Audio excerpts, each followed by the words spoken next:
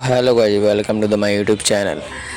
Channel पर नए हैं तो जल्दी जल्दी सब्सक्राइब कर लीजिएगा, अनसब्सक्राइब कर लीजिएगा, जो भी हो जल्द जल्द बनिएगा। फटाफट से हम लोग न्यूज़ पे बात कर लेते हैं। आज की ताज़ा खबर ये है कि भाई जो भी लोग एक मूवी आई है, अगर उसका रिव्यू जो भी लोग कर रहे हैं उसके ऊपर एफआईआर दर्ज हो जा रही है। मैं उस मूवी का नाम भी नहीं लूँगा, बट अनफॉर्चुनेटली मैं इतना ही बताना चाहूँगा भाई उस मूवी में जो भी सीन दिखाए गए बहुत ही ब्रूटल तरीके से दिखाया गया, बहुत ख़राब है भाई। मैंने देखने से अच्छा नहीं लगा।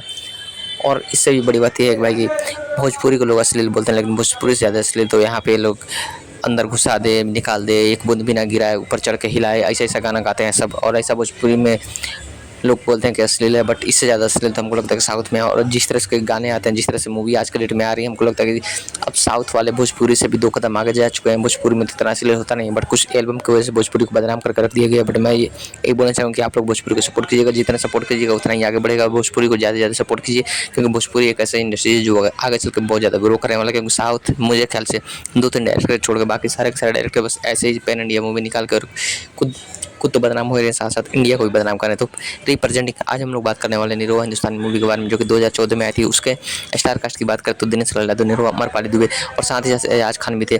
साथ ही साथ उसमें भाई किरण यादव भी थी, जो उनका माँ का रोल प्ले कर रही थी। बहुत ही बेहतरीन फिल्म थी। 2014 में मूवी आई थी, उस टाइम पर मोदी सरकार भी अभी नहीं आई थी। फिल्म का भाई जब आया था उस टाइम पे पूरा बवाल छप्पड़ फाड़ दिया था। फिल्म ने इतना पैसा कमाया था कि भाई पूरे 2-3 महीने तक मूवी ये थिएटर में चली हुई थी। और इसके भाई अगर हम स्टार्टिंग में बात करें तो निरहुआ एक गंवार इंसान जो अपने गांव में रहता है और उस भाई हमेशा सपना देखता है कि मुंबई जाएगा, मुंबई जाकर कुछ अच्छा खासी जॉब करेगा और वहाँ पे लड़की को पटाएगा और फिर प्यार हो जाएगा। फिर ऐसा ऐसे बहुत सारा वो अपना बकचोदी में लगा रहता है। फिर अनफॉर्चुनेटली वो भाई उसकी शादी जब ठीक होती तो भाग के चला जाता है मुंबई। जब सैर सपाटा करता तो फर्स्ट गाना वहाँ पे बनता है राह में निकल चला रही मंजिल जाने कहाँ बैठी। बहुत बेहतरीन गाना है। आलोक जाने का बहुत अच्छा मुझे गाना लगता है। आपको कैसा लगा कमेंट में जरूर बताएगा। फिर वहाँ से जाने के बाद में भाई वो मुंबई पहुँचता। मुंबई पहुँचने के बाद में वो भाई कुछ ऐसा कान में फंस जाता है जिसको देखने के बाद मैं क्या ही बोलूँ भाई। वहाँ पे वो मिलता है अमरपाली दुबे से, फिर उसको पहली नज़र में प्यार होता है। पहली नज़र प्यार होने के बाद में भाई वो किसी ऐसी जेल उल जाता है। फिर जेल से निकलने के बाद में वो भाई जब जेल पहुँचता है फिर अमरपाली दुबे को भाई नोटिस आता है कि भाई अगर तुम जब तक शादी नहीं करोगे तुम्हारी प्रॉपर्टी तुम्हारे नाम होगी नहीं। शादी कर लो, तुम्हारी प्रॉपर्टी तुम्हारे नाम हो जाए। एजाज खान उसको आइडिया देता है कि भाई निरहुआ मरने वाला, उसको जाकर उससे जाकर शादी कर लो। फिर अमरपाली दुबे दौड़ के जाती है और निरहुआ से शादी कर लेती है। बात भाई निरहुआ वहाँ से बच के निकल जाते हैं क्योंकि असली अपराधी पकड़ा जाता है। फिर निरहुआ आने के बाद बोलता है कि मेरी शादी हो चुकी थी और शादी होने के बाद हम दोनों स्वागत मनाएंगे। स्वागत मनाने के लिए भाई जब जाता है तो वहाँ पे स्वागत होता नहीं है, निरहुआ को मार के भगा देती है। फिर वहाँ पे कुछ गाने चलते हैं, गाने बहुत बेहतरीन है। वो जाता है भाई पार्टी करने के लिए, पार्टी में भाई उसको बहुत ज़्यादा बेइज्जत किया जाता है। फिर वहाँ से भाई बाहर निकलता है, फिर वहाँ भी बहुत अच्छा गाना गाता है।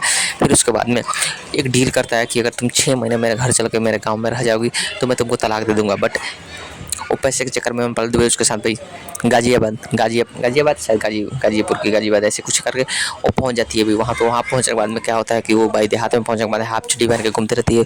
वहाँ पे जो जनानी होती है सब भाई उसको गंदे नज़र से देखते रहते हैं। फिर वो बोलती है कि भाई कुछ दिनों के बाद मैसेज चलता रहता है। फिर वो देखती है कि कुछ ऐसा होता रहता है। एजाज खान वहाँ से भाग जाते हैं, सारे के सारे लोग भाग जाते हैं, गुरु गाँव में रह नहीं पाते हैं। फिर धीरे धीरे अमरपाली दुबे का हृदय परिवर्तन होता है और उनको निरहुआ से प्यार होने लगता है। बट निरहुआ जानते हैं कि 6 महीने के बाद ही मुझको तलाक देकर चली जाएगी।